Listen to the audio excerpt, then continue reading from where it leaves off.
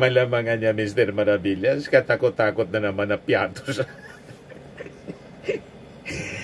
Ang lumabas sa acknowledgement receipts, baka po hindi lang piatos, pati po kung ano-ano pang mga pangalan ng chichirya. Ma-justify lang yung paggastos mga kababayan ng pondo ni Sara Duterte.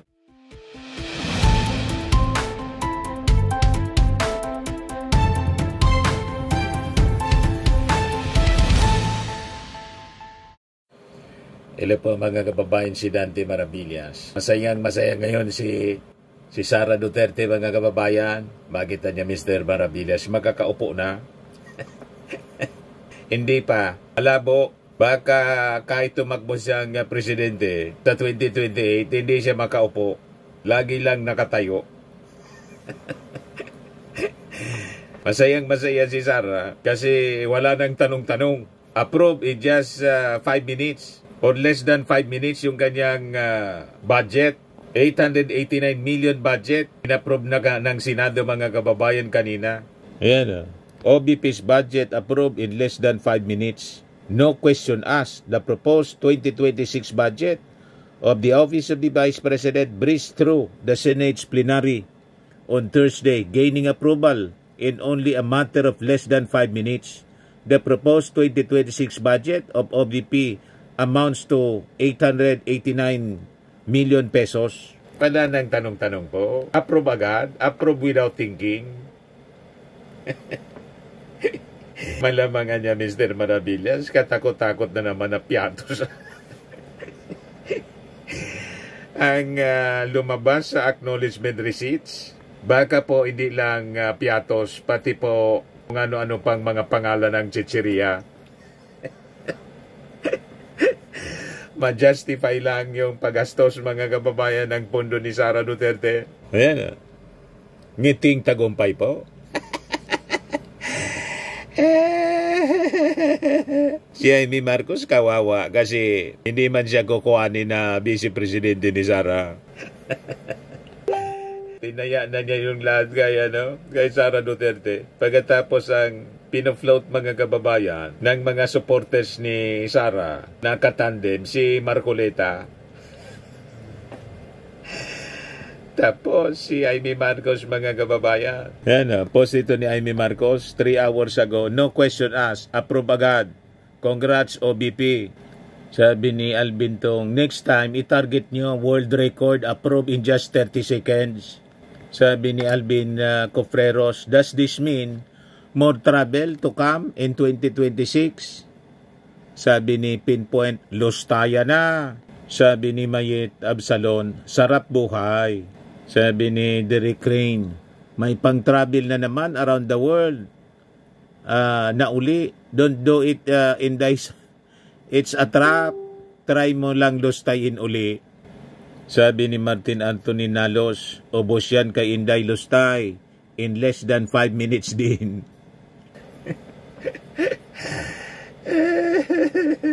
Approve without thinking mga kababayan. Ito po.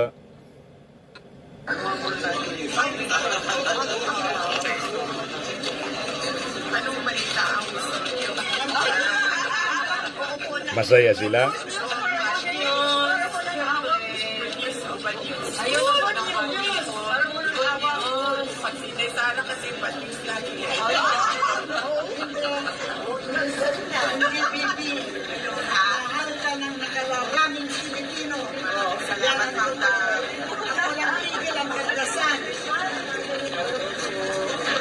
Ngayon, yung ating Pangulong Bongbong Marcos mga kababayan na gustong palitan ni Sara, tuloy-tuloy lang sa kanyang pagtatrabaho. Kahit yung buong family niya sinisiraan, si Mrs. Lisa Marcos, pati si Sandro Marcos, buong family na nga po, hindi affected ang ating Pangulo sa paninira nila. Ito yung ating Pangulo sa inauguration ng San Lazaro Residences. Pakinggan natin yung kanyang mensahe po. Napakaganda po ng aming inikot dito sa inyong San Lazaro na housing na ginawa, na nakakaiba. Sa lahat ng aming ginawang housing sa national government, lagi po namin sinasabi, hindi sapat na magtatayo ka lang ng bahay o magbibigay ka lang ng unit. Dahil ang buhay ng tao ay hindi pabahay lamang. Ngayon lang ako nakakita na merong health center sa loob. Kaya't yung mga nakatira dito, hindi na kailangan lumabas pa ng building nila. We will share the credit, pero ang katotohanan, gawain po ito ng Manila City Government. Kaya't magpasalamat tayo sa inyong mayor, sa inyong vice mayor, lahat ng city council, dahil ginawa nila yung Manila Urban Housing Ordinance na ginawang opisyal ang pabahay para sa mga mahihirap na Manila resident at empleyado ng gobyerno na salary grade 18 at pababa. Pagka nakita ng ibang LGU ito, gagayahin ito, asahan mo. Dahil napakagandang modelo itong ginawa ninyo. Napakapalad ninyo na ang liderato ng lungsod ng Maynila ay talagang malapit sa tao, nauunawaan ang pangangailangan ng ating mga kababayan at hindi lamang nauunawaan kung hindi ginagawang kaagad ng solusyon. Kahit hindi national government project po ito, ay gusto kong ipakita sa lahat ng taong bayan na ito ang maaari nating gawin. Basta't magandang ugnayan, basta't magandang pag-coordinate ng national at saka local government, marami tayong magagawa. Ito, local government pa lang, pag pinagsama mo pati, yan na nga, yung mga funding, yung mga pondo na manggagaling sa national government, yan po, ay makikita po ninyo, ay napakalaki ang magiging benepisyo sa ating mga kababayan.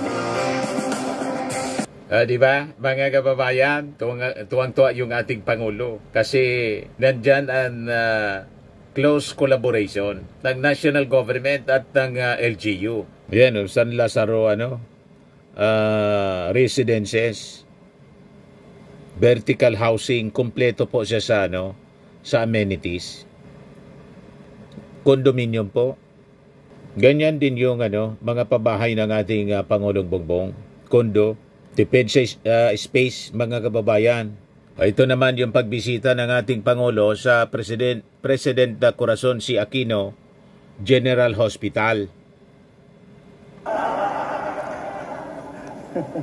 Magandang tanghali po sa inyo lahat. At wala pong walang tanda na bangag. O tingnan ninyo.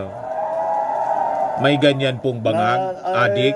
Napakaganda po ng aming inikot dito sa inyong San Lazaro. Malabo po yung sinasabi ni Amy Marcos. Nakakaiba sa lahat tapos ng mga aming Duterte ginawang housing sa national government. Lagi po namin sinasabi, hindi sapat na magtatayo ka lang ng bahay o magbibigay ka lang ng unit. Dahil ang buhay ng tao ay hindi pabahay lamang. Kung hindi, kailangan malapit, mayroong serbisyo. Ito, ngayon lang ako nakakita na mayroong health center sa loob. Kaya't yung mga nakatira dito, hindi na kailangan lumabas pa ng building nila. Kung meron silang karamdaman, doon sila pupunta. Nakita ko nga yung malaking karatula, nakalagay doon, PhilHealth accredited na. So, basta't pa maging tenant dito ay magiging maginhawa ang service ng healthcare ng ating mga pasyente, magiging pasyente. Ito po ay nais ko nagpunta ako rito para makihalo, pero ang katotohanan, we will share the credit, pero ang katotohanan, gawain po ito ng Manila City Government. Kaya magpasalamat tayo sa inyong mayor, sa inyong vice mayor, lahat ng city council, dahil ginawa nila yung Manila Urban Housing Ordinance. Sa akin ni Jorme, yung housing dito, yung luma dito, bliss pa ito. Yung mga bata, hindi na nila alam yung bliss. Tinayo ng mother ko, si Imelda yan. Panahon pa ng mother ko yan. Nung governor, nung siya Human Settlements Ministry. Yan po. At dyan po namin natutunan, nung panahon ng mother ko, yung Human Settlements. Kaya hindi, ang title po ng kanyang departamento, hindi housing. Ang departamento was at the time at saka nabalik is gumagawa sila, hindi lamang nagpapatayo ng bahay, kung hindi isang komunidad. Kaya human settlements. Dahil tama rin naman, hindi ko basta ipaglalagay ka ng ilang bahay sa bundok, wala namang trabaho, wala nang walang palengke, walang simbahan, walang eskwelahan.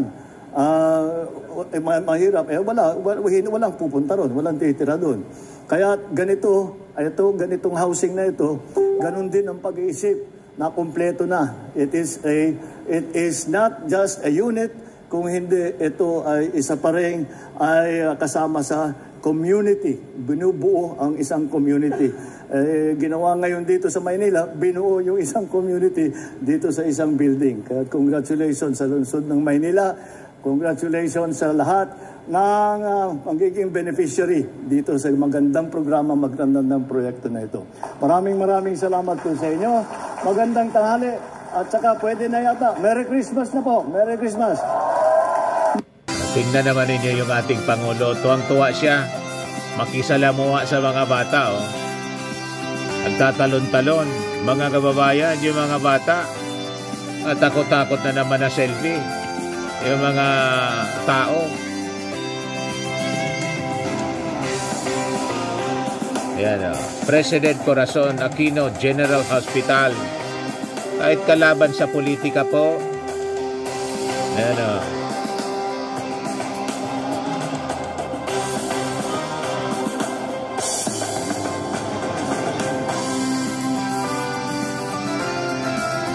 Yan ang ating Pangulo. Hindi na momolitika. Ngayon, si Lisa Marcos, mga kababayan, nasa Iloilo din. Di ba? Binisita niya yung Bago City Hospital sa Cebu. Yan o. Had to hold back my tears, sabi po ni Lisa Marcos. Pinigay lang maluwa ni First Lady Lisa Araneta Marcos nang makita ang mga pasyenteng natutulog sa folding beds sa mga pasilyo ng Bago City Hospital sa Cebu. Ibinahagi ng unang ginang ang kanyang pagbisita sa naturang ospital kasabay ng paglabas ng video statement ni ex-Representative Saldico na nagdadawit kay First Lady Lisa Marcos sa maanumalyang importasyon. Habang sinisiraan po si Lisa Marcos, First Lady, sige lang po ang trabaho din niya. Tinutulungan niya yung kanyang asawa. Mga kababayan, hindi siya opisyal ng gobyerno. Wala siyang Mary Grace Piatos na nasa resibo. Acknowledgement receipt. At malabo, mga kababayan, talaga yung sinabi ni Amy Marcos na bangag ang buong pamilya. Malabo sa itsura po ang pagiging bangag. May ganyang bangag po. Matino kong mag-isip.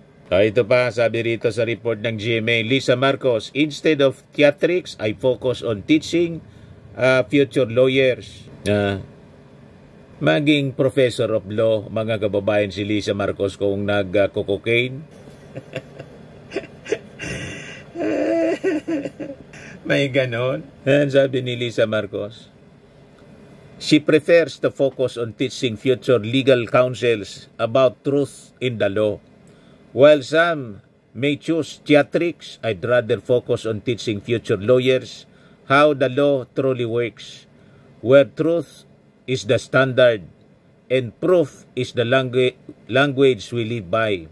Sabi po niya sa kanyang social media post. Araneta Marcos is also a law professor, said she is proud of her students. Despite the storms, earthquakes, and bogus bomb threats that plagued Iloilo City this semester, when they showed up for class, they were prepared, curious, and ready to dissect the latest jurisprudence, sabi po ni Lisa Marcos. Yan yung post niya, kasama yung mga law students niya. The First Lady has been with the law faculty of West Visayas State University in Iloilo City since 2022. She has been teaching law at 5 other law schools since 1996. She wished her students good luck in their final exams. Yan yung kanyang post, mga kababayan. Sabi niya, good luck on your final exam and see you next sem. Kung bagag yan, mga kababayan, makaturo yan sa sa law school. Iba po, mga kababayan. Kaya malabo yung mga paninira nila. The first family.